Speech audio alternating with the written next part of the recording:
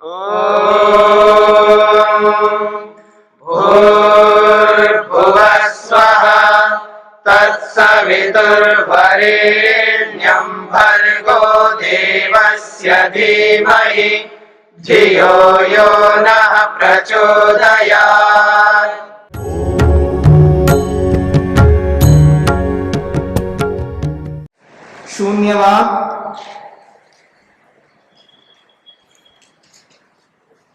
शून्यवाद विज्ञान क्षणिक आदि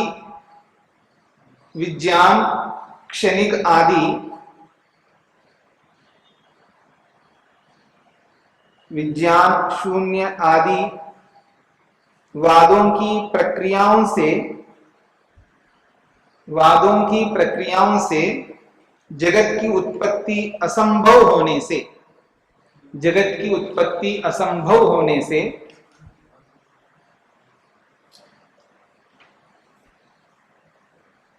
सदरूप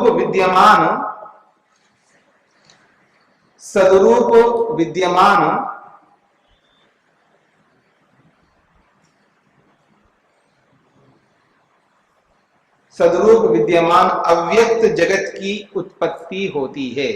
सदरूप विद्यमान अव्यक्त जगत की उत्पत्ति होती है।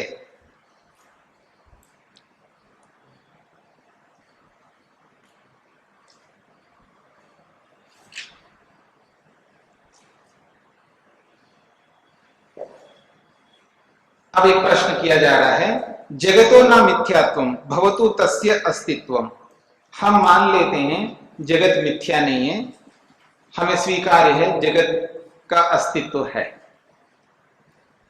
जगत संघतम, पर यह जगत कैसा है? संघात है। पहले अध्याय में आपने बहुत पढ़ लिया है। संगता परार्थत्वात्, और जो संघात होता है वो दूसरे के लिए होता है, स्वयं के लिए नहीं होता है। पुरुषस्य भोगार्थम, वो पुरुष के भोग के लिए होता है संघात। तत्पुनः तत्र जगति पुरुषस्य जीवात्मना साक्षात्कर्तृत्वं यद्वा तद्भिन्नस्य इति आकांक्षायाम् उच्यते। प्रश्न ये है, पुरुष के भोग के लिए तो है ये संसार। हमारा प्रश्न है, इस जगत का जो भोग पुरुष स्वतः स्वयं करता है, वो स्वयं करता है या कोई दूसरा है करता? ये प्रश्न है। कहते हैं तत् पुनः तत्र जगति, उस जगत में पुरुषस्य जीवात्मना, ये जो जीवात्मा है, साक्षात्कर्तृत्वम, ये साक्षात करता है, यद्वा अथवा तद भिन्नस्य इति आकांक्षायाम् उच्यते। वो साक्षात करता नहीं है, करता तो कोई और है, ये है या स्वयं करता है, ऐसी आकांक्षा में उत्तर दिया जा रहा है। उत्तर क्या है? प्रसिद्ध सूत्र है, अहंकार कर्ता न पुरुषः। वो कहते हैं कर्ता तो अहंकार है, पुरुष नहीं है, क्योंकि पुरुष स्वतः कोई कुछ नहीं कर सकता, करने वाला तो अहंकार है। तो कहते हैं अहंकार कर्तृ व्यापारवान, अहंकार ही कर्ता के रूप में व्यापार करने वाला है। अहम वृत्तिकस्य अंतःकरणस्य कर्तृत्व व्यापारः, जो अहम वृत्ति वाला अहंकार है, जो अंतःकरण है, उसी का ये कर्तृत्व का व्यापार है। तस्य चलन विचलन धर्मवत्वात्, उस अहंकार के चलन विचलन रूपी धर्म होने से, यानी वो अलग अलग इंद्रियों से जुड़ता है, अलग अलग क्रियाओं से जुड़ता है, अलग अलग क्रियाओं का अनुभव कराता है। ठीक है जी। पुरुषो न करता, इसलिए पुरुष करता नहीं है। कर्तृत्व व्यापारवान, पुरुष जो है कर्तृत्व व्यापार वाला नहीं है। तस्य निष्क्रियत्वात् चलन विचलन धर्म रहितत्वात्, क्योंकि वो आना जाना चलन विचलन यानी इधर उधर गमन करने के धर्म वाला नहीं है, वो एक जगह बैठा रहता है। न तो वो इंद्रिय से सीधा जुड़ता है, न क्रियाओं से सीधा जुड़ता है। उसका कोई मतलब नहीं सीधा जुड़ने का, वो बॉस की तरह बैठा रहता है और अपने नीचे काम करने वालों से सब काम करवाता रहता है। ठीक है, तो इसलिए वो स्वयं करता नहीं है, मन से, इंद्रियों से, अहंकार से, बुद्धि से, इन सब से काम करवाता है।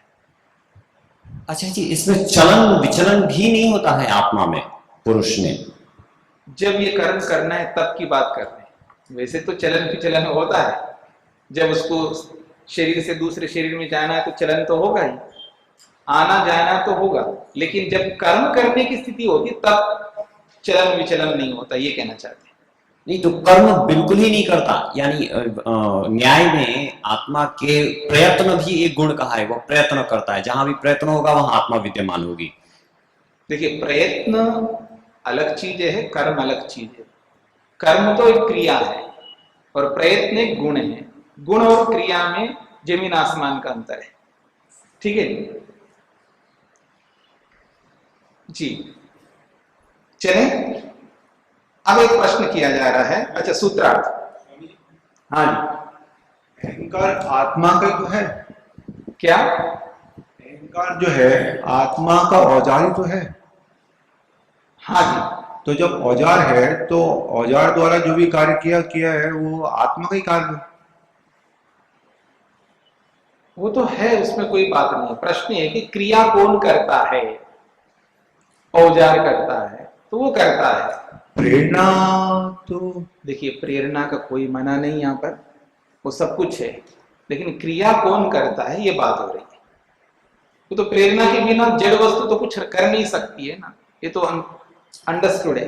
तो आचार्य जी, इंद्रियां कार्य करती हैं, फिर जैसे हाथ काम किया, फिर उसे अहंकार पर रोकने की बजाय फिर आत्मा पर रोके। जैसे हाथों को किसने प्रेरित किया? तो अहंकार ने प्रेरित किया। अहंकार को किसने प्रेरित किया? तो आत्मा ने प्रेरित किया। हमने तलवार से किसी का गला काटा, तो तलवार को गला किसने काटा? तलवार ने काटा न जी, वेद ने काटा। और वेद में भी किसने काटा? वेद के हाथ ने नहीं काटा, वेद के अहंकार ने नहीं काटा, ये स्वयं वेद ने काटा। इस प्रकार से अगर हम अंतिम व्यक्ति तक पहुंचे, नहीं, आप अपना सिद्धांत बताइए, आप क्या कहना चाहते हैं? सिद्धांत यह है कि अहंकार को कहने के बजाय सीधे पुरुष को कर्ता मानना चाहिए। क्यों? उसका एक उदाहरण दे रहे हैं। जैसे पहले प्रमाण दो, उदाहरण नहीं चाहिए, पहले प्रमाण दो। हाँ, प्रमाण। तो अहंकार अंतिम कर्ता नहीं है, करने वाला अहंकार नहीं है। प्रमाण की बात कर रहा हूं मैं। प्रमाण का होता है या तो, क्योंकि यहाँ पर तो आपका कथन मेरा कथन मान ही नहीं रखता। ठीक है, इसमें कहा है कि कर्ता अहंकार है, इस सूत्र में कहा है जी, जबकि कर्ता करने वाला होगा। देखिए, आपकी बातचीतों से मेरे को समाधान नहीं होगा। मैंने कहा प्रमाण दो, प्रमाण का मतलब शास्त्र प्रमाण दो, क्योंकि यहां तो मैंने शास्त्र प्रमाण दिया और आपको प्रमाण देना होगा ना, तो आपको भी शास्त्र प्रमाण देना होगा। नहीं, यहाँ शास्त्र प्रमाण कहाँ है स्वामी जी? यहाँ तो ये इसकी ट्रांसलेशन है सूत्र की। शास्त्र प्रमाण में तो शायद कोई वेद होता है, आप जो कहते हो, इसने लिख दिया, अपन ने मान लिया। नहीं, अहंकार करता न पुरुषा, ये जो सूत्र है ये ट्रांसलेशन नहीं है, नहीं, सूत्र है। ये सूत्र है। हाँ। ये प्रमाण कैसे माने? अच्छा, आप बताइए प्रमाण किसको अच्छा, मानो? इसका अर्थ ऐसे अहंकार करता न। एक मिनट सर, प्रमाण इस तरह से है कि कोई डॉक्टर चाकू से ऑपरेशन करता है तो करता कौन है? डॉक्टर है या चाकू है? आप तो यही कह रहे हो मेरे को कि अहंकार जो है वो औजार है। ऐसा है, पहले आपको प्रक्रिया को समझना है, प्रमाण को समझना है, तो बातचीत हो सकती है। आप कुछ भी बोल दो तो बात नहीं मानी जाएगी। यहां ये समझने का प्रयत्न करिए, तो शरीर हाथ से क्रिया हो रही है, तो क्रिया कौन कर रहा है? हाथ कर रहा है। और हाथ को कौन प्रेरित किया है? तो अहंकार ने प्रेरित किया है। ये बात सुन लीजिएगा, मैं पूरा बोलता हूं, पूरा सुन लीजिएगा, धैर्य रखिएगा। तो अहंकार को किसने प्रेरित किया है? तो आत्मा ने प्रेरित किया है।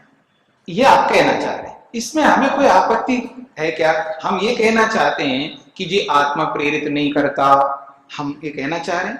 नहीं कहना चाह रहे, हम भी यही कहना चाह रहे हैं, आत्मा प्रेरित करता है। पर प्रेरित करता का मतलब है वो प्रेरणा दे रही है। ये प्रेरणा देना का मतलब है प्रयत्न ही उसका प्रेरणा है। वो प्रयत्न करता है, उसके अंदर प्रयत्न गुण है, वही प्रेरणा है। एक प्रकार से उससे अहंकार प्रेरित होकर के क्रिया करता है, ठीक है ना? अब मैं गाड़ी, पहले पूरी बात सुन लीजिएगा। गाड़ी बहुत अच्छी चलती है, तो कौन चलती है? गाड़ी चलती है, मैं नहीं चलता। लेकिन चलाता मैं, ठीक है ना, मेरे चलाने पर वो चलती है, लेकिन चलती कौन है? गाड़ी। तो क्रिया किसमें हुई है? गाड़ी में। उस क्रिया का कर्ता कौन है? गाड़ी। यहां ये बात कही जा रही है। इसमें ये बात नहीं कही जा रही है कि इसमें ड्राइवर का कोई रोल नहीं है, ये बात नहीं कही जा रही है। ऐसे यहां पर भी अहंकार करता जो बात कही जा रही है, वहां क्रिया कौन करता है? अहंकार करता है, ये बात कही है। तो कर्तृत्व किसमें है? तो अहंकार में, ये बात कही गई। इस कथन से आत्मा की प्रेरणा का निषेध नहीं है, ये बात समझ लीजिएगा। स्वामी जी, जो करता है वही तो भोगता है। अगर अहंकार करता है तो फिर अहंकार भोगता होना चाहिए। फिर मैं क्या दोषी? कोई गाड़ी से एक्सीडेंट हो जाए तो बोले गाड़ी को जेल में डाल दो। हम ये नहीं कहना चाह रहे हैं, वक्ता के अभिप्राय को समझने का प्रयत्न करो। वक्ता क्या कहना चाहते हैं? वक्ता ये नहीं कहना चाहते हैं कि अहंकार करता है और वही भोगेगा, ये थोड़ा कहना चाह रहा वक्ता। आगे कहना चाह रहे हैं, आगे के सूत्रों को आप पढ़ोगे, वो कहता है भोगता तो आत्मा ही है, भोगने वाला आत्मा है। क्यों? क्योंकि प्रेरणा उसने दिया है, जो प्रेरणा देगा वही भोगेगा, इसमें कोई हमें आपत्ति नहीं। और आप भी यहीं पर इसी परिणति पे आएंगे, आप भी यही कहना चाहेंगे। अब मैं पूछूं आपसे, क्रिया किसने किया है? आत्मा ने किया है। तो आप बताओगे किसको? तलवार को बताओगे, हाथ को बताओगे, अहंकार को बताओगे? आत्मा को तो बता ही नहीं सकते आप, क्योंकि उसने कोई क्रिया नहीं किया। क्या बताओगे? नहीं जी, आत्मा ने प्रेरणा की। हम कब मना कर रहे हैं? आप भी स्वीकार कर रहे हो आत्मा की प्रेरणा को, हम भी स्वीकार कर रहे हैं आत्मा की प्रेरणा। प्रश्न यहां ये चल रहा है, कर्म किसने किया है? तो कर्म आत्मा ने, अहंकार ने किया, ये कहना चाहते हैं। बस इतनी सी बात है। और भोग को आत्मा ही भोगेगा, ये अगले सूत्र से स्पष्ट कर ही रहे हैं, इसमें कोई आपत्ति नहीं है। ठीक है जी। मैंने माना कि चल तो रही है गाड़ी जी और टूटेगा भी गाड़ी जी, और सुख दुख अनुभव होगा गाड़ी के मालिक को, या चला रहा था जो उसको सुख दुख अनुभव होगा, या उसी ने किया भी है, तोड़ा भी है। अब जो गाड़ी चल रही है या पहिया चल रहा है, इस विषय पर आते हैं। यानी कि कर्ता हाथ है या कर्ता अहंकार है? ऐसा है, मेन जो कर्म करने वाला है वो अहंकार है। उस अहंकार के माध्यम से ये सब प्रयोग में आते हैं, शरीर, इंद्रियां, सारी चीज। अहंकार को यहाँ पर, क्योंकि क्रिया करने वाला, क्रिया का जो प्रेरणा देने वाला है, क्रिया को करवाने वाला है, जो क्रिया कर रहा है वो अहंकार करता है। जैसे मन के लिए बोला जाता है ना, कौन देख रहा है जी? मन देख रहा है। किसके माध्यम से देख रहा है जी? मन के माध्यम, आंख के माध्यम से देख रहा है। ऐसा, ऐसे जो हम हाथ से क्रिया करते हैं, वो क्रिया भी किसके माध्यम से? मन के माध्यम से। तो ये सब जो है अंतःकरण है। कभी तो अंतःकरण में मन को लेकर के बात की जाती है, कभी अंतःकरण से अहंकार को लेकर के बात की जाती है, कभी अंतःकरण से महतत्व रूपी बुद्धि को लेकर के बात की जाती है। केवल अहंकार नहीं है वहां पर, ये याद रखना। अहंकार करते मतलब केवल अहंकार नहीं है, उस अहंकार से पूरे अंतःकरण को लेना होगा। लेकिन उस अंतःकरण में, इस मामले में अहंकार मुख्य है। कहीं मनन आदि करना हो, उस मामले में मन मुख्य है। कहीं निर्णय देना हो, वहां उस मामले में महतत्व मुख्य है। तो जिसकी मुख्यता होती है, उसको ध्यान में रख करके बात कही जाती है। तो यहां अहंकार की मुख्यता है, क्योंकि उस अहंकार के बिना कोई कर्म हो ही नहीं सकता। वो कर्म का जो मुख्य आधार है वो अहंकार, इसलिए उसको कर्ता मान लिया गया है। ये बात है यहां पर। स्वामी जी, ये जगत मिथ्या ही है।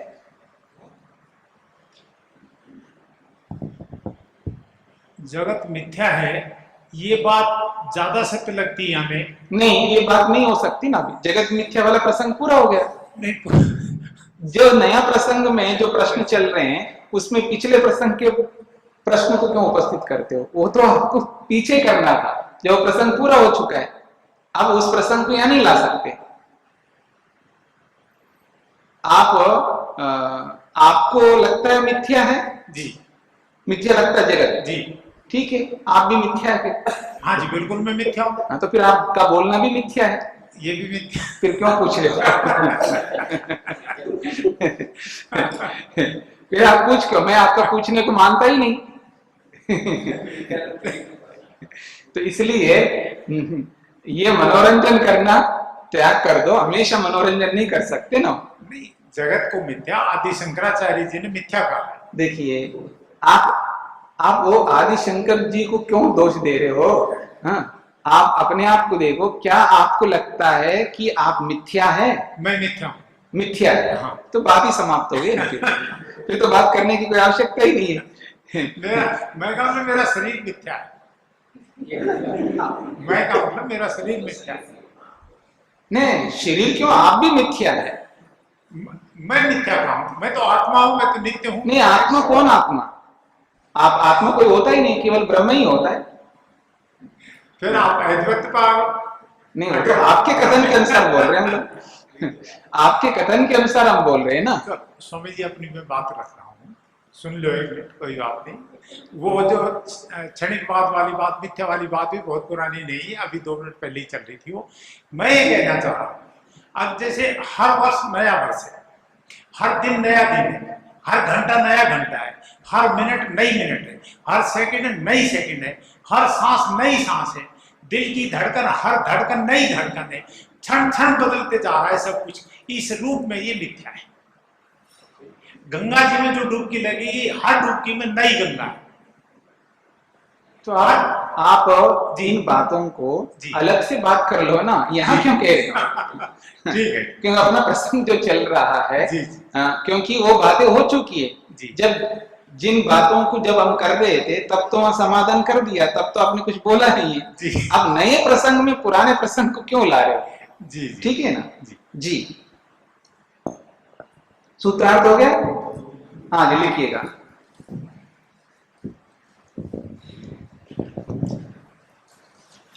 सीधा कर्म करने वाला अहंकार है, सीधा कर्म करने वाला अहंकार है,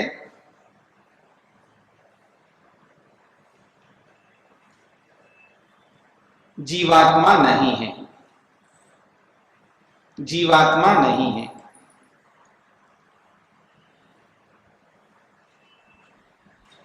हाँ जी, अब एक प्रश्न किया जा रहा है।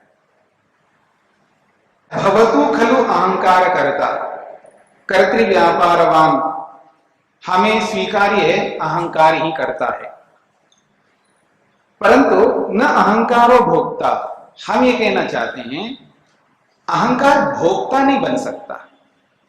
तस्य संघत परार्थत्वा, क्यों? क्योंकि वो संघात है। जब संघात है तो संघात हमेशा दूसरों के लिए होता है, तो वो भोक्ता तो बन ही नहीं सकता। पुरुषो भोक्ता, फिर भोक्ता कौन है? पुरुष है, आत्मा है। इत्येतत् सहेतुकम् उच्यते, इस बात को कारण सहित बताया जा रहा है। चिदवसाना भुक्ति ही तत्कर्म अर्जितत्वात्, बहुत अच्छा सूत्र है। चिदवसाना भुक्ति, भुक्ति का मतलब भोग। भोग जो है चिदवसाना, आत्मा में ही समाप्त होती है। ये भुक्ति जो है, भोग जो है, आत्मा में जाकर के समाप्त होता है, यानी भोगने वाला आत्मा है। तत्कर्म अर्जितत्वात्, उस अहंकार के द्वारा कर्मों का अर्जन किया गया होने से। भोगा खलु चिति चेतने पुरुषे अवसानम संस्थानम, यस्य तथाभूत पुरुषः संस्थान पुरुषः पुरुष निमित्त पुरुषाय इति यावत्। कहते हैं भोग जो है चिति चेतने अर्थात पुरुषे, अवसानम संस्थान, भोग जो है चेतन पुरुष में ही संस्थित होता है, यानी ठहरता है। यस्य तथाभूत पुरुष, तो जिसके अंदर ये संस्थित होता है भोग, यानी समाप्त होता है। अवसान का अर्थ होता है समाप्त। भोग कहां समाप्त होता है? पुरुष में जाकर के समाप्त होता है। तथाभूत पुरुष, ऐसे पुरुष को यहां पर लिया गया है जो कि भोक्ता बनता है। पुरुष निमित्त पुरुषाय इति यावत्, पुरुष के लिए ही सारा का सारा भोग होता है। कुतः तत्कर्म अर्जितत्वात्, उस अहंकार के द्वारा कर्मों का अर्जन किया गया होने से। अब तत्कर्म अर्जितत्वात् इस शब्द को लेकर के चर्चा करेंगे, शब्द की उत्पत्ति को लेकर के चर्चा करेंगे आगे की पंक्तियों में। पुरुषस्य तत्कर्म अर्जितत्वात्, पुरुष के लिए उन कर्मों का अर्जित होने से।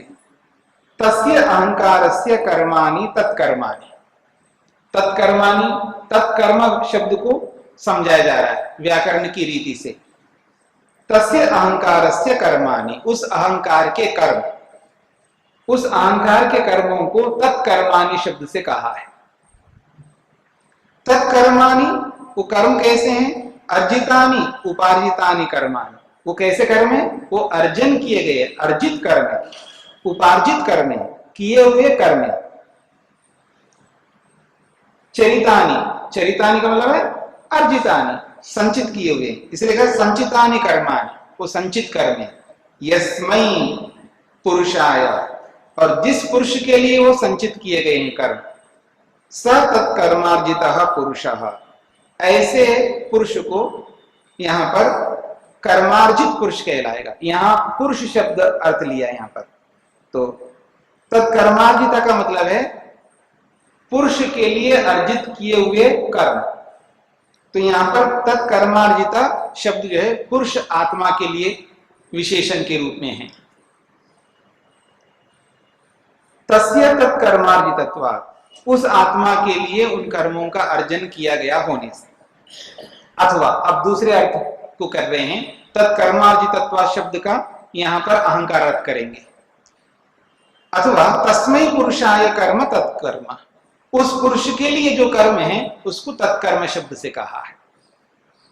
तदर्थम कर्म तत्कर्म, तदर्थम कर्म, उसके लिए कर्म है इसलिए उसको तत्कर्म कहते हैं। तत्कर्म अर्जितम येन, उन कर्मों को अर्जित किया गया है येन, जिसके द्वारा, जिसके द्वारा, किसके द्वारा? अहंकार के द्वारा। स तत्कर्मार्जितो अहंकारा, ऐसे अहंकार को कर्मार्जित अहंकार शब्द से बोला गया है। तो यहां कर्मार्जित शब्द का अर्थ अहंकार है, यानी अहंकार का विशेषण कर्मार्जित है। पहले वाले अर्थ में पुरुष का विशेषण बनाया, दूसरे अर्थ में अहंकार का विशेषण बनाया। कहते हैं उभयत्रापि विग्रहो अहंकारो ही पुरुषाय कर्माणि अनुतिष्ठति, चाहे दोनों विग्रह बना लो, एक बना लो, लेकिन सार यही है, अहंकार ही पुरुष के लिए कर्मों का अनुष्ठान करता है। तस्य परार्थत्वात्, क्योंकि उस अहंकार के परार्थ होने से।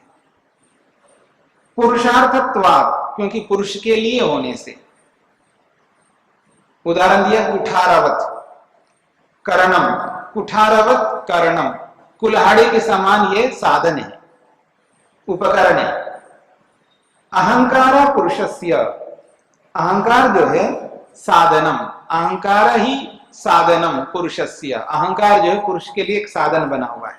जैसे कि पहले कहा पुरुषस्य करणत्वात् वास्यादिवत, पुरुष के ये करण बनने के कारण से वास्य कुठारा कुल्हाड़े आदि के समान, ये सांख्य दर्शन के 5वें अध्याय में स्पष्ट किया था। तस्मात् पुरुषो भोक्ता, सारी है कि आत्मा ही भोक्ता है।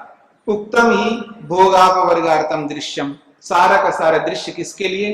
भोग और अपवर्ग के लिए है, और ये भोग और अपवर्ग पुरुष के लिए होता है, अहंकार के लिए तो होता नहीं है। ठीक है जी।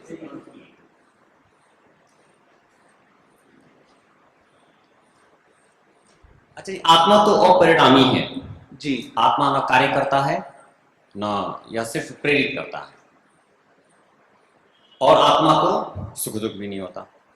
यदि आत्मा बिल्कुल अपरिणामी है तो आत्मा भोगता है, भोगने से पहले की स्थिति और भोगने के बाद की स्थिति, कुछ तो परिवर्तन हुआ नहीं, ये तो आप फिर परिणामी कैसा? ये आपका कथन हो रहा है।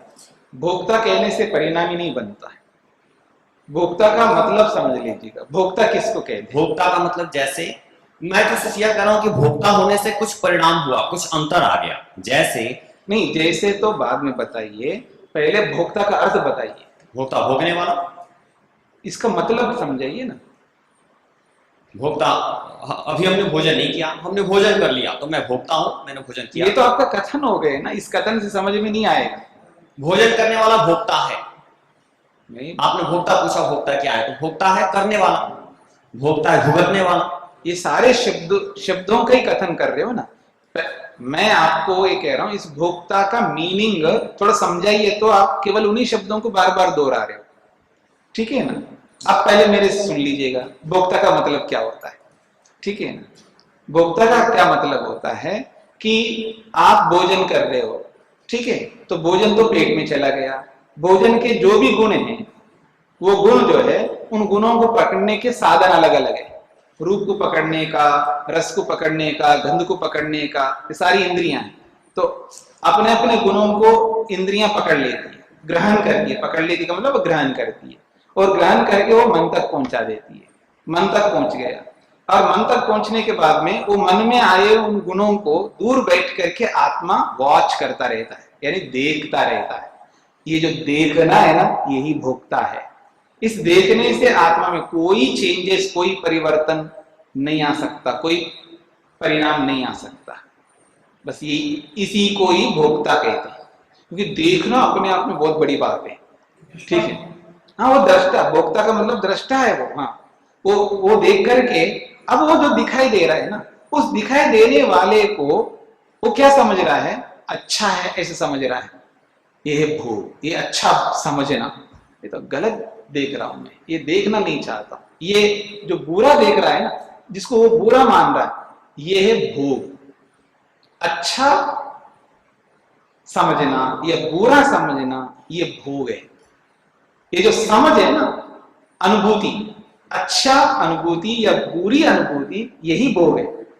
पर बस दूर से, वो अंदर नहीं जा रहा कुछ भी, इसी को भोग कहते हैं। अब ये ना समझे उसको, उसी को अपवर कहते हैं। मतलब अच्छा आ रहा है तो आने दो, कोई मतलब नहीं है। बुरा आ रहा है तो आने दो, कोई मतलब नहीं है। मैं उसको ना अच्छा मान रहा हूं ना बुरा मान रहा हूं, ठीक है, शरीर के लिए आ रहा है, आने दो। या तो बेहोश होने वाली स्थिति हो गई। नहीं, पहले समझ लीजिए। मैं ये नहीं कह रहा हूं कि मेरे को कुछ पता नहीं लग रहा है, मैं ये थोड़ा कह रहा हूं कुछ पता नहीं लग रहा है। आ रहा है ना अच्छा, आपको शरीर के लिए, आने दो। ये शरीर के लिए नहीं, जाने दो, कोई दुख नहीं होता उसको, कष्ट नहीं होता है, कोई पीड़ा नहीं होती है। समझ में आ रहा है? हम ऐसा थोड़ा करते हैं, हमें तो पीड़ा होती है, हमें दुख होता है। हम तो उसको मान बैठे हैं कि ये मुझको आ रहा है, मुझ में आ रहा है, या मुझको नहीं मिल रहा है। यही तो सारा दुख है। अगर आदमी आते हुए उसको या ना आते हुए उसको देख करके दृष्टा रूप को दृष्टा रूप के रूप में ही रखता है, तो उसको कोई समस्या नहीं है। वो दृष्टा रूप को दृष्टा रूप में नहीं रखता है, उसको भोग में परिवर्तित करता है, यानी उसको अच्छा या बुरा ये स्थिति ले आता है। तो ये जो अच्छा बुरा की स्थिति जो ला रहा है, यही भोग है। बस आचार्य जी यही रुक जाइए। यह जो अच्छा लगा, यह जो बुरा लगा, यह जो चाहता है कि मुझे यह अच्छा ना लगे, यह बुरा ना लगे, यह भी तो परिणाम है। तो ये जो परिणाम है, ये जड़ में हो रहा है। ये क्यों नहीं समझ रहे हैं आप? आत्मा में नहीं आ रहा है अच्छा या बुरा। जड़ में होता तो ये खंबा खड़ा है, इसको भी होता।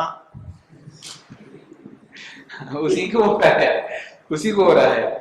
ये इसमें जो जल रहा है ना, जलता हो ही रहा है। अभी तक हमको हो रहा है, और मैं चाहता हूं कि मेरे मुक्तावस्था में मुझको ना हो, यानी कि इस मुक्तावस्था से पहले मुझको हो रहा है।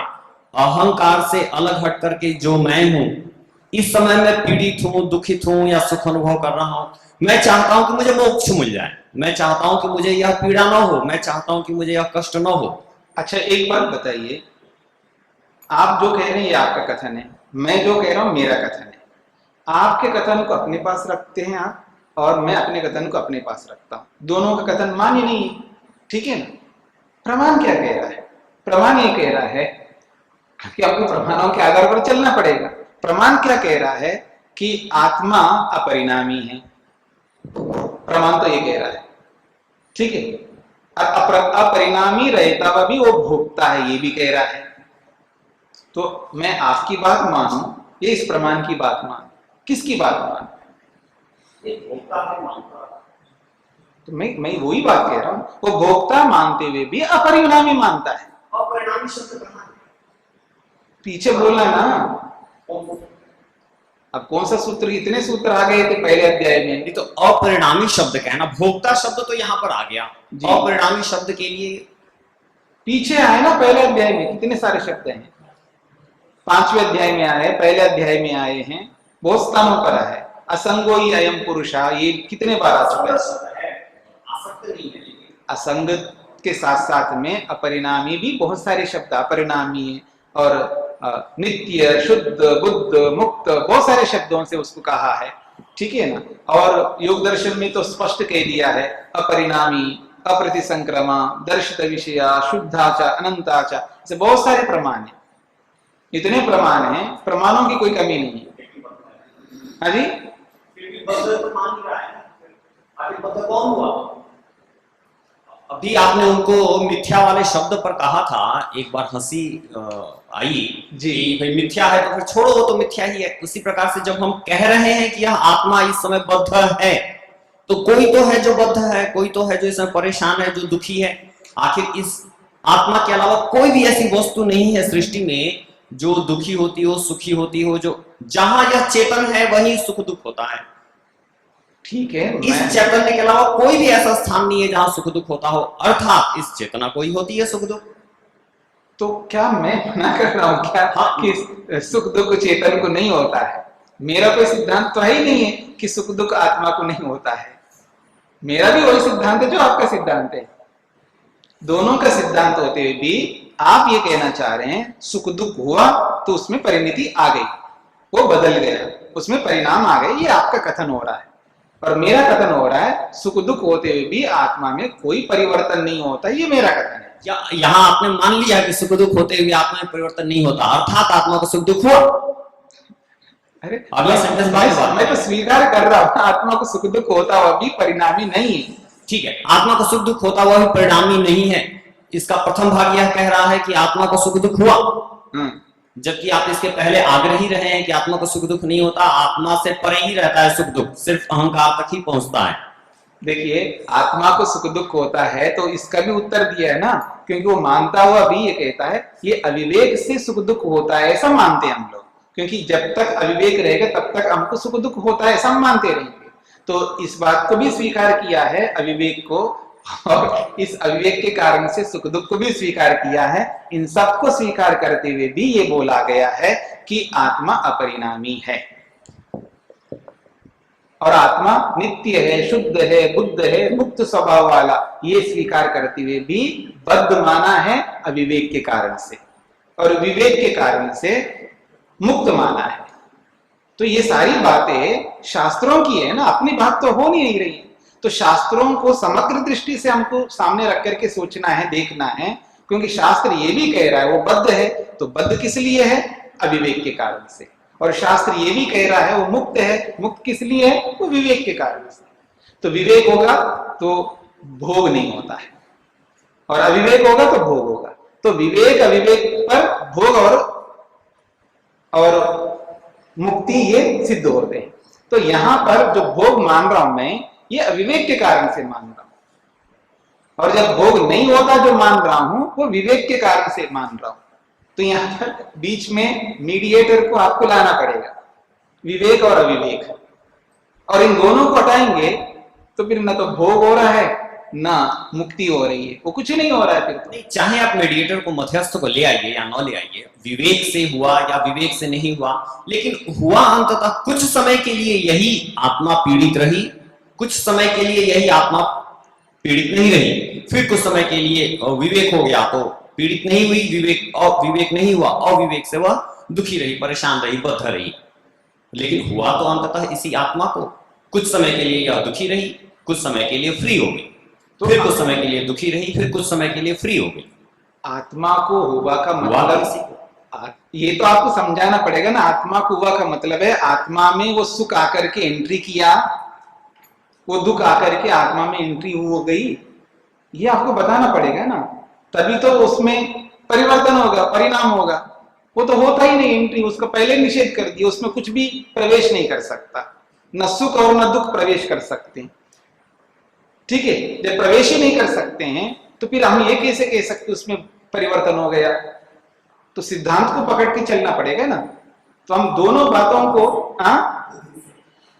सिद्धांत पकड़ेंगे तो बुद्धि से पकड़ो या किसी से भी पकड़ो, पकड़ना तो बुद्धि से ही है आपको, ठीक है। तो सिद्धांत के आधार पर ही तो आपको पकड़ करके चलना होगा, भले बुद्धि से पकड़ो या मन से पकड़ो या अहंकार से पकड़ो या आत्मा से पकड़ो, हमें कोई आपत्ति नहीं है, लेकिन पकड़ना तो पड़ेगा ना सिद्धांत को, क्योंकि स्वतः प्रमाण ये कह रहा हो अपरिणामी है। जब अपरिणामी मान रहा है तो उसमें ना तो सुख प्रवेश कर सकता ना दुख प्रवेश कर सकता। बिना प्रवेश के ही हम उपाधि शब्द को समझ लेना, तो हम आरोपित कर रहे हैं, ये आरोप ही भोग है और कुछ नहीं। और आरोप करना बंद कर दो तो भोग समाप्त, मुक्ति है, उसी को अपवर्ग कहते हैं। इसलिए महर्षि वेदव्यास ने योग में बहुत अच्छी परिभाषा की है। भोग किसे कहते हैं तो स्पष्ट किया है, आरोप को भोग कहते हैं, और अपवर्ग किसको कहते हैं, आरोप को हटा दो तो अपवर्ग है।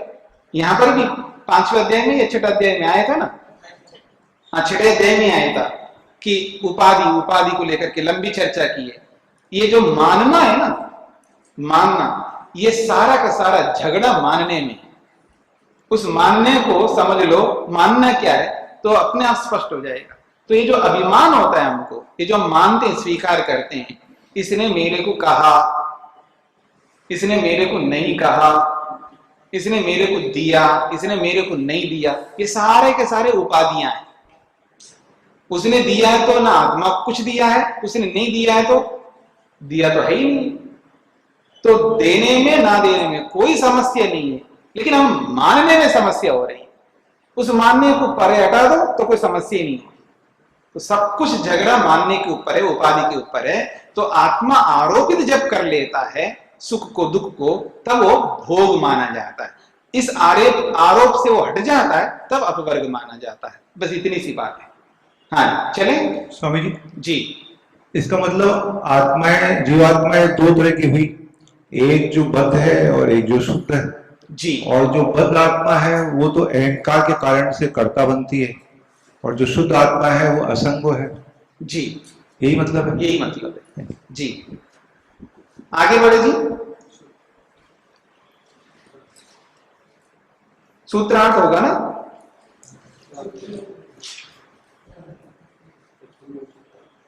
भोग चेतन पुरुष को प्राप्त होता है, भोग चेतन पुरुष को प्राप्त होता है। भोग चेतन पुरुष को प्राप्त होता है। पुरुष के लिए अहंकार के द्वारा, पुरुष के लिए अहंकार के द्वारा कर्मों का संपादन किया जाने से, पुरुष के लिए अहंकार के द्वारा कर्मों का संपादन किया जाने से।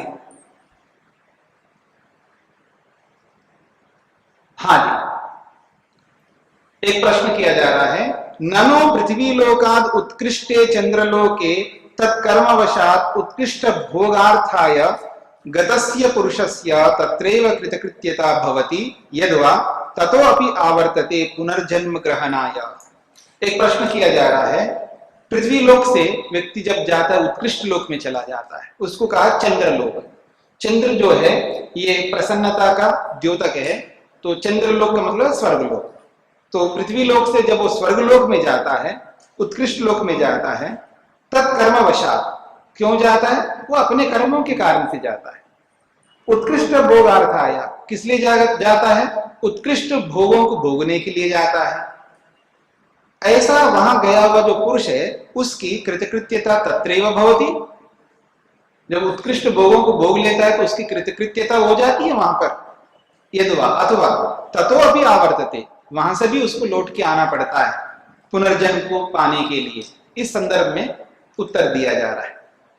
चंद्रादि लोके अपि आवृत्ति निमित्त सद्भावा, वो चंद्रलोक में जाए चाहे वो पृथ्वी लोक में जाए चाहे वो किसी भी लोक में जाए, आवृत्ति ही, उसको दोबारा लौटना ही पड़ेगा। क्यों, निमित्त सद्भावा, लौटने का कारण विद्यमान होने से। स्वामी जी लोग कितने होते हैं?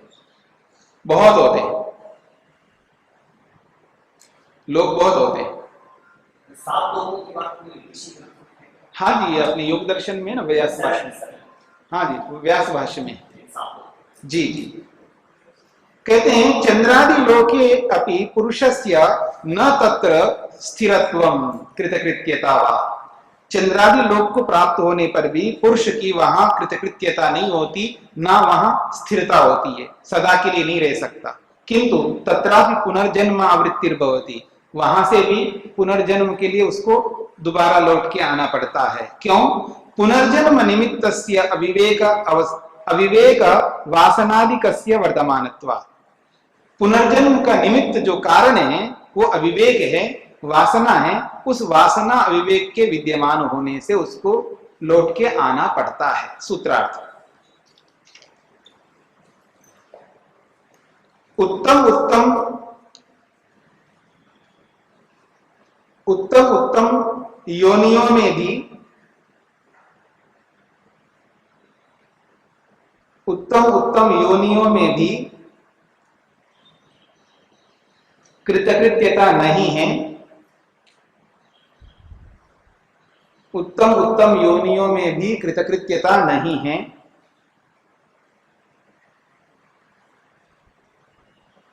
वहां से पुनः लौटकर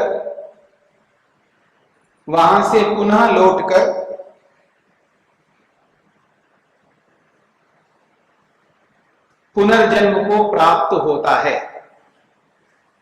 वहां से पुनः लौटकर पुनर्जन्म को प्राप्त होता है।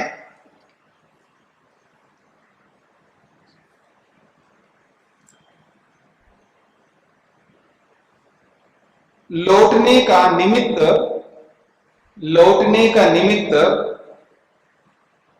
अविवेक वासना आदि के विद्यमान होने से।